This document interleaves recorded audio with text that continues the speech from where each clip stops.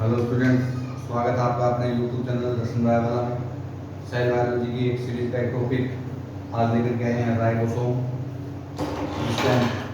जिसको हम protein factory या कोशिका इंजन भी कहते हैं।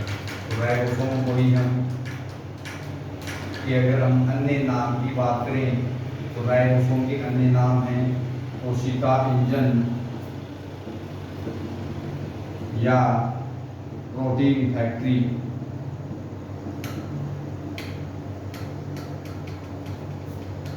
ह्यूमन आरबीसी या स्तनधारियों की आरबीसी में, स्तनधारियों जीवों की आरबीसी में ये जो हैं ये अवशेष होते हैं। दो वैज्ञानिक हैं, रॉबिन्सन और ब्राउन। इन्होंने सबसे पहले इनको प्लांट सेल में देखा, पादप कोशिका में देखा। एक वैज्ञानिक है पलाडे ने इन्होंने सर्वप्रथम एनिमल सेल में देखा। इसीलिए राइबोसोम का ही दूसरा नाम है पलाडेकण। राइबोसोम को क्या बोलते हैं? पलाडेकण बोलते हैं। राइबोसोम जो हैं वो प्रोकैरियोटिक, यूकैरियोटिक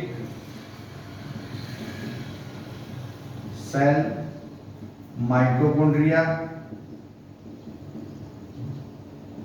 व हरितलॉक में पाए जाते हैं,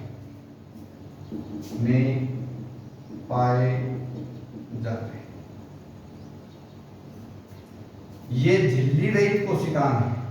ये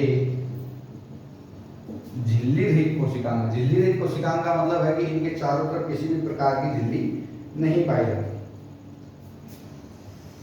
राइबोसोम जो हैं वो आरएनए व प्रोटीन से मिलके बने। आरएनए मतलब राइबोसोमल आरएनए। इसीलिए हम राइबोसोम को आरएनपी कण या राइबो न्यूक्लियो प्रोटीन भी कहते हैं। इनको हम कोशिकांग के भीतर, कोशिकांग के भीतर कोशिकांग भी कह सकते हैं, क्योंकि माइटोकॉन्ड्रिया और हरितलॉक क्या है? कोशिकांग हैं। और उन कोशिकाओं के भीतर भी राइबोसोम पाए जाते हैं और कोशिका में भी राइबोसोम पाए जाते हैं। तो हम इन्हें कोशिकांग के भीतर कोशिकांग भी कह सकते हैं। तो एक बार फिर से रिपीट करें, राइबोसोम के अन्य नाम हैं कोशिका इंजन और प्रोटीन फैक्ट्री।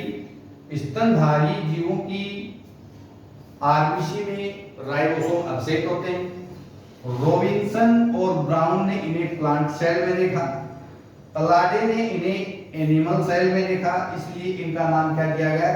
पलाडेकण।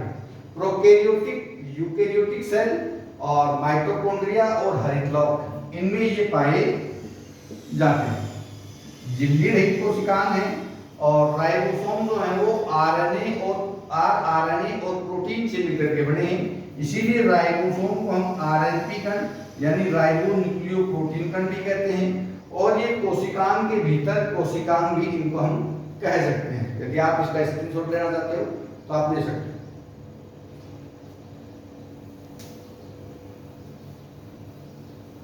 नेक्स्ट है, राइबोसोम जो हैं वो सबसे छोटे कोशिकांग हैं, सबसे छोटे कोशिकांग। और जो सबसे बड़े थे वो थे हरितलॉक, जो हमने प्रीवियस वीडियो में इनके बारे में पढ़ लिया है। अगर हम इसकी साइज की बात करें तो साइज इसकी 150 से 250 एंगस्ट्रॉम होती है। इसका मतलब ये बहुत ही क्या है? छोटे। अवसादन गुणांक के आधार पर, अवसादन गुणांक के आधार पर ये दो प्रकार, राइबोसोम कितने प्रकार के हैं? दो प्रकार के। कौन कौन से? 70S राइबोसोम और 80S राइबोसोम। और S का मतलब होता है श्वेतवर्ग यूनिट। S का मतलब होता है श्वेतवर्ग यूनिट। तो राइबोसोम जो हैं वो दो प्रकार के हैं। एक तो होता है 70s राइबोसोम और एक होता है 80s राइबोसोम। अवसादन गुणांक क्या है? अवसादन गुणांक शेडिमेंशन कोफिशिएंट के आधार पर, और S बराबर मतलब स्वेदबर्ग यूनिट या इकाई, और इसका जो मान है वो 10⁻⁻13 सेकंड के बराबर होता है। 70s राइबोसोम जो है वो प्रोकैरियोटिक सेल, हरित लवक वह माइटोकॉन्ड्रिया में पाया जाता है, वह माइटोकॉन्ड्रिया में पाया जाता है। जबकि 80s राइबोसोम जो है यह राइबोसोम यूकेरियोटिक सेल में पाया जाता है। इसमें पाया जाता है, यूकेरियोटिक सेल में पाया जाता है। 70s राइबोसोम जो है उसकी दो उप इकाई होती है। 70s राइबोसोम की दो उप इकाई होती है, 50s और 30s। जबकि 80s राइबोसोम की भी दो उप इकाइयां होती हैं, एक होती है 60s और एक होती है 40s। 50s जो है वो बड़ी उप इकाई है, जबकि 30s जो है वो छोटी उप इकाई। 50s जो राइबोसोम जो है, 50s जो बड़ी उप इकाई है उसमें 23s टाइप का rRNA और 5s टाइप का rRNA पाया जाता है। जबकि 30s में 16s टाइप का rRNA पाया जाता है। 80s की बात करें तो 80s में ये बड़ी उप इकाई है और ये छोटी उप इकाई है। जो बड़ी उप इकाई है उसमें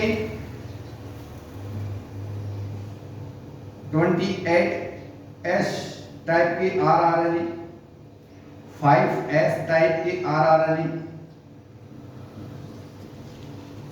और 5.8s टाइप के rRNA पाए जाते हैं। जबकि 40s में 18s टाइप के rRNA पाए जाते हैं। याद रखना, छोटी और बड़ी जो उप इकाइयां हैं उनका जोड़ कभी भी 70s और 80s के बराबर नहीं होता है। अगर हम आणविक भार की बात करें तो 70s राइबोसोम का आणविक भार 2.7 × 10⁶ डाल्टन होता है। ये इसका क्या है? आणविक भार। क्या है? आणविक भार है, मॉलिक्यूलर वेट है।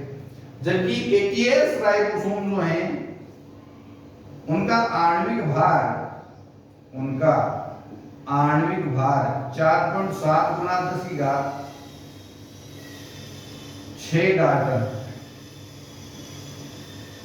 तो स्टूडेंट्स ये दो टाइप के राइबोसोम्स हैं, 70s राइबोसोम और 80s राइबोसोम।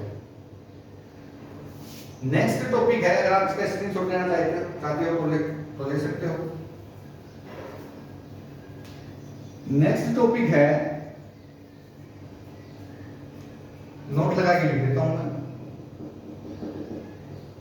जब दो 70s टाइप के राइबोसोम, जब दो 70s राइबोसोम आपस में जुड़ते हैं तो एक 100s डाइमर का निर्माण करते हैं। वेरी इंपॉर्टेंट, जब दो 70s राइबोसोम जुड़ते हैं तो एक 100s डाइमर का निर्माण करते हैं। और जब दो 80s राइबोसोम जुड़ते हैं, जब दो 80s राइबोसोम जुड़ते हैं तो 120s डाइमर का निर्माण करते हैं। ये भी आप याद रखें। डाइमर क्या है? जब दो राइबोसोम जुड़ते हैं, चाहे वो 70s हैं या 80s हैं, तो वो एक इकाई का निर्माण करते हैं जिसको हम डाइमर कहते हैं। और जब 70s और 70s राइबोसोम जुड़ते हैं तो 100s डाइमर का निर्माण करते हैं। और जब दो 80s टाइप के राइबोसोम जुड़ते हैं तो 120s डाइमर का निर्माण करते हैं। नेक्स्ट,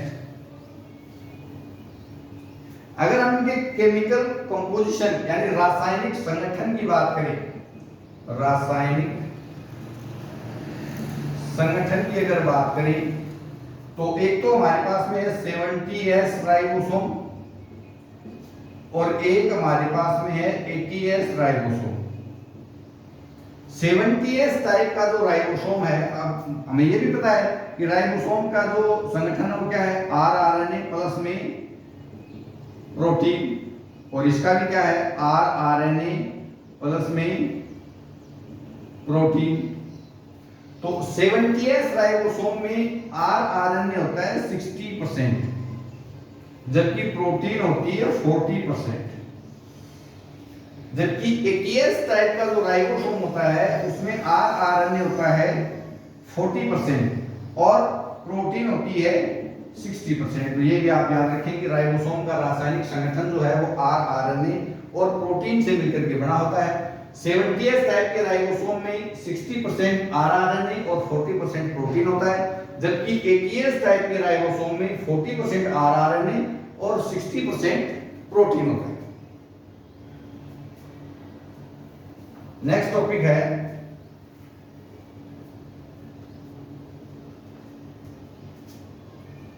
पोलीसोम, या इसी को बोल देते हैं पोलीराइबोसोम।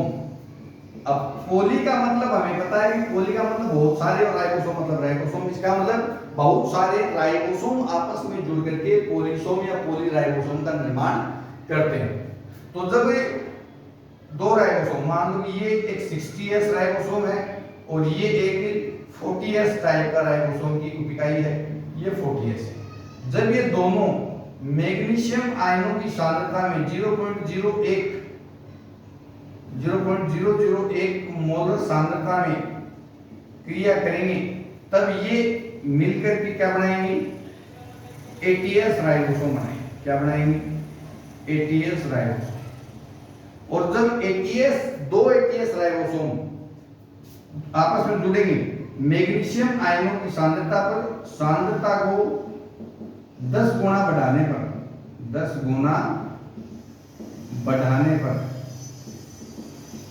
तो दो राइबोसोम जुड़ जाएंगे इस प्रकार से। तो ये हो गया हमारे पास में 120s डाइमर।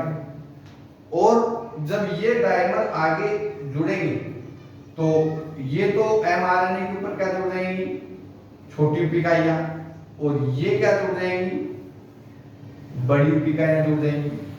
तो ये तो जुड़ गई बड़ी इकाई और ये जुड़ गई छोटी इकाई, और ये किसके ऊपर जुड़ेंगे, mRNA, मैसेंजर RNA। जब हम आगे प्रोटीन सिंथेसिस वगैरह पढ़ेंगे कंप्लीट, तब हम mRNA के बारे में पढ़ेंगे। और ये जो संरचना बनी है ये क्या है, ये पोलीसोम है। ये क्या है, पोलीसोम है। तो ये पोलीराइबोसोम का मतलब है कि 60s और 40s राइबोसोम जुड़ करके 80s राइबोसोम, 80s राइबोसोम और 80s राइबोसोम जुड़ करके 120s डाइमर, और 120s डाइमर और भी बहुत सारे राइबोसोम आपस में जुड़ करके mRNA के ऊपर जुड़ करके एक लंबी श्रृंखला बना देते हैं जो कि प्रोटीन सिंथेसिस में भाग लेती है। तो ये श्रृंखला पोलीसोम या पोलीराइबोसोम कहलाती है। अगर हम इसके कार्य की बात